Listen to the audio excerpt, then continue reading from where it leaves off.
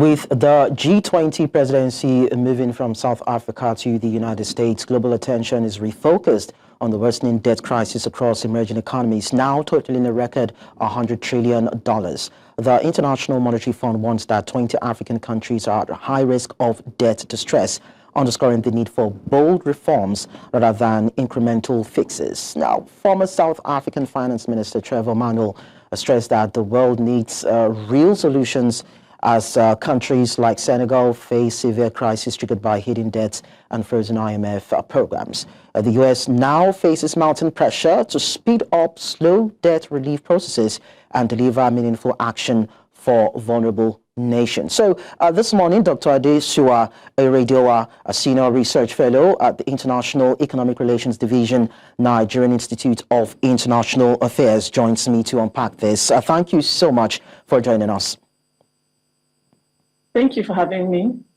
You're welcome. So South Africa's focus at this year's G20 summit was on resolving the debt crisis for emerging economies. But with Africa's rising public debt and service burdens, are more countries now at high risk or already in debt distress? Yes, there are a number of countries are at high risk. I think about what the statistics is about 25 countries. A number of countries are at high risk because of their debt composition, where they spend more on debt servicing instead of on developmental projects like education and health funding. They cut funding to health and education to service debt, and that reflects high risk of debt distress. So even as some African countries, as we see it, continue to borrow despite fiscal strain and a couple of the challenges that you mentioned a while ago, can the pace of new borrowing realistically be reduced without having to slow down on our developmental projects? Yeah, can the pace be? So there should be a balance. There should be a balance. There should be a balance between debt. There should be no blanket statement where debts should be stopped or reduced. Rather, the debts should be channeled towards investing in development projects like I mentioned, education, health, and also governance. There should be increased transparency.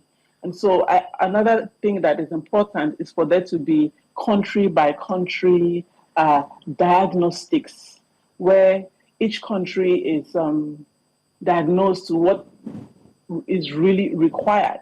So the solution is not a blanket stopping of borrowing, but rather a redirection of debt.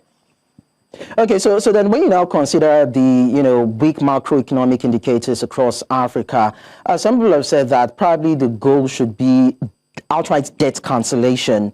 So even if there's not going to be a balance and borrowing would not be properly channeled into solving some perennial developmental challenges, then why not cancel the debt so that most of these African countries can recalibrate their economy, recalibrate their finance? Do you think that could actually work during the course of debt restructuring talks? I think I missed some part of the question, but I'm going to go ahead and respond based head. There are a number of countries who, like I said, when you carry out country by country diagnostics, for example, countries like Zambia that actually require total cancellation of their debts, while there are some other African countries that there can be increased sustainable practices, debt practices like concessions and longer financing tenor terms. So there will be need for small countries that are heavily burdened or heavily indebted to cancel their debts. Yes. So please repeat the question if I missed it. Yeah, I was actually I was just looking at the issue whereby some people said that for countries who are struggling with debt repayments, that probably with the conversations that have gone on at the G20 summit, lenders and creditors should be looking at cancelling the debts of these economies, most especially as they are emerging economies, low-income economies, and so on. So probably if those debts are cancelled, they will be able to recalibrate and restart their economies or their markets. So I'm asking if that can actually come into play. Certainly come into play. Remedies that have been put forth in the G20 certainly match the realities. What is the heavily debt burdened or debt distressed countries is that they are channeling some of their funding into servicing debt at the expense of their development. Such small countries should certainly receive debt cancellation. And that's an example of the remedy matching reality. While there are countries where, like I mentioned earlier, sustainable practices need to be focused on sustainable.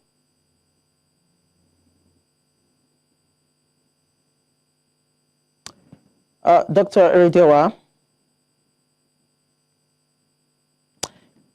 Okay, so I think we just lost communication with our guest, Dr. Adesuwa Erediauwa, even as we look at a part of the conversations that went down at the just concluded G20 summit in Johannesburg, South Africa, where we saw the South African President Cyril Ramaphosa call for the need to put an end to the crisis in debt payments, most especially by African countries, and of course, other economies that are actually struggling to meet up with the expenses and to be able to attract investments. Those have been issues, and we saw a whole lot of conversations around that. What needs to be done to put an end to the debt crisis on the African continent, and that is why we are bringing this to the fore. Now, I understand that Dr.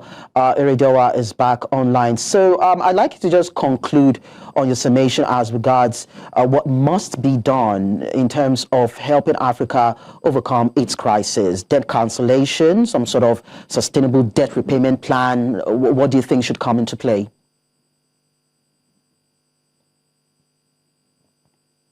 Look, I mentioned earlier, I hope you heard me, that I mentioned about the diagnosis by country diagnostics. There are small African countries that require debt cancellation because the remedies that were put forth at the G20 must match the realities of all different African countries, which focus on the small countries who their debt servicing, they are contributing more to debt service than to development efforts of education or healthcare. Such countries would require a debt cancellation, while other countries, like middle-income countries, require increased sustainable practice like restructuring, longer financing terms, like increased concession for their loans. So yes, for those small countries, debt cancellation would be required to match the remedies that have been put forth with what is actually on ground in the tree. Yeah, you talked about debt restructuring. Now, there have been calls for that. There are also concerns around ensuring greater transparency and increased investment financing. Now, do you think that these measures can effectively stabilize Africa's debt outlook?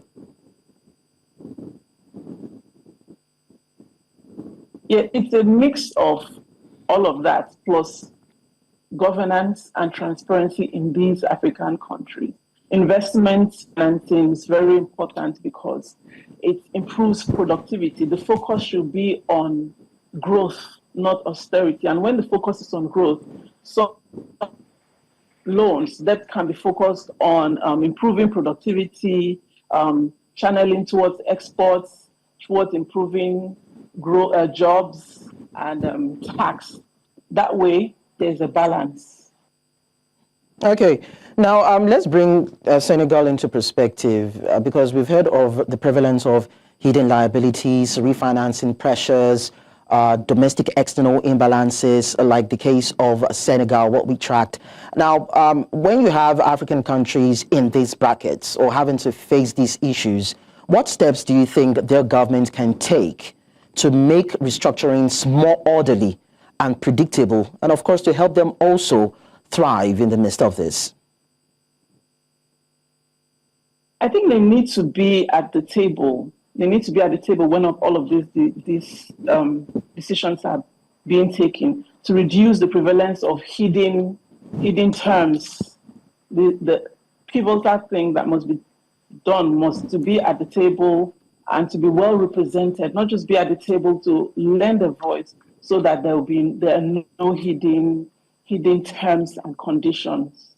All right, so we understand that a new framework is in place, but then before we even look at that, let's look at the G20's Common Framework that was actually launched in 2020. Now we are in 2025. Now that particular framework was set to coordinate creditor actions, but then since its creation, would you say that it has actually delivered fair and timely debt relief for countries, most especially countries who have been in debt distress?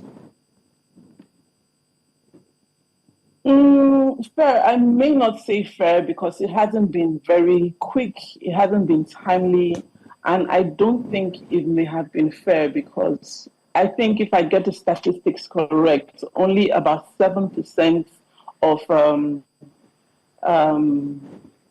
indebted countries have received some form of relief. If I'm more specific, about 4 countries have applied under that framework. 4 African countries: Ghana, Zambia, Ethiopia, and Chad, I think. And only Ghana and Zambia have, received some degree of, a good degree of their debt burdens reduced. So I would say it can be timely, and it hasn't been timely because the strategy, I think, for that framework, the strategy is country by country. So while it's a good framework, right? While it's a good framework, it's not enough because country by country strategy makes it slow. So yes, it has delivered some results, but it's not fair because of the pace at which it has gone.